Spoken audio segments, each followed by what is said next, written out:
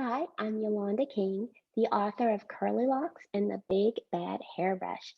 I'm really excited to be able to share one of Curlilocks' many adventures with you. Here we go. Once there was a little girl with super curly hair named Curlilocks. She lived with her family in a tiny town next to the tallest forest. Now, Curlilocks had a large family. There were lots of aunties, uncles, and cousins. And you can see there's Miss Curlilocks right there. Friday was Auntie Day. That morning, Daddy baked a pie for each of Curly Lock's three aunties. Auntie Lizzie adored sweet potato pie, Auntie Bertie loved blackberry pie, and Auntie Adele fancied savory chicken pot pie. Yummy! Curly Locks, here are the pies for your aunties. Savory or sweet, the aunties love their treats. Make sure to bring each auntie the whole pie, said Daddy. What does that mean? Curlylocks plopped the pies into her red wagon and packed her bag with her favorite dream jar, a butterfly net, and her hairbrush, because those are things you need when you're going into the tallest forest. She and the little red wagon bounced along the path to Auntie Lizzie's. Curlylocks saw bright orange daisies growing around an old tree stump. Those orange daisies would be lovely next to the sweet potato pie. She picked the flowers and dropped them into the wagon. As she got closer to Auntie Lizzie's pink house, she took a quick peek at the flowers and the sweet potato pie. Curlylocks was anxious to try just a tiny piece. Surely a small morsel from the center would not be missed. Curlylocks reached for the pie. Suddenly she heard, "Savory or sweet, the aunties love their treats, but if you eat that pie, the aunties will ask you why." Curlylocks looked around and saw her hairbrush. She answered, "Oh, please hush, you big bad hairbrush." She quickly gobbled a tiny piece of pie, then knocked on Auntie Lizzie's door. "If you're at home, can you knock with me?"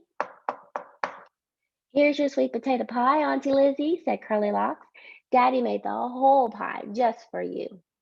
"Thank you," said Auntie Lizzie. She gave Curlylocks a hug and lifted the pie cover. Did someone gobble my pie?" asked Aunt Lizzie. Curlylocks squeezed one eye shut, took a tiny breath, and whispered, "No." Just as she said no, her curly hair grew way bigger. Auntie Lizzie stared at Curlylocks' hair and pondered her gobbled hair. She sent Curlylocks on to Auntie Bertie's house. What is going on? As she made her way to Auntie Bertie's house, Curlylocks found a curious rock. It looked like a tiny full moon. It was round and had round dimples. She gently tucked the rock into her dream jar. The flat bottom and dimpled top of the moon rock reminded Curlylocks of Auntie Bertie's blackberry pie. As she got closer to Auntie Bertie's blue house, she stopped to smell the blackberry pie. She thought about the sweet and tart blackberries. Oh, a small smidge would not be missed. Curlylocks reached for the pie when suddenly she heard, "Savory or sweet, the aunties love their treats. But if you eat that pie, the aunties will ask you why." Curlylocks looked around, saw the hairbrush, and sighed. She answered, "Oh, please hush, you big bad hairbrush." She nibbled a tiny piece of pie, then knocked on Auntie Bertie's door. "If you're at home and listening, can you knock with me again?" "Here's your blackberry pie, Auntie Bertie," said Curlylocks. "Daddy made the whole pie just for you." "Thank you," said Auntie Bertie. She gave Curlylocks a hug and lifted the pie cover. "Did someone nibble my pie?" asked Auntie Bertie. Curlylocks squeezed one eye shut, took a tiny breath, and whispered, "No." Just as she said no, Curlylocks' hair grew way, way bigger. Auntie Bertie stared at Curlylocks' hair and pondered the nibbled pie. She sent Curlylocks to Auntie Adele's house. Hmm, what is going on? But you know what? I have my pie. As she walked to Auntie Adele's yellow house, Curlylocks heard a buzzing noise. She looked up and found one sparkling pale blue dragon. He was flying up and down and side to side. Curlylocks caught the dragon with her butterfly net. She let him out of the net and he glided to the top of the pie cover. When Curlylocks shooed the dragon away, she could smell the pie spices. Curlylocks peeked at Auntie Adele's pie. One little taste of crust would be yummy. She reached for the pie when suddenly she heard, "Savory or sweet, the aunties love their treats. But if you eat that pie, the aunties will ask you why." Curlylocks looked around and saw the hairbrush again. She answered, "Oh, please hush, you big bad hairbrush." Oh, the hairbrush is trying to tell her. She plucked a tiny piece from the side and then knocked on Auntie Adele's door. "If you're at home listening, will you knock with me one last time?"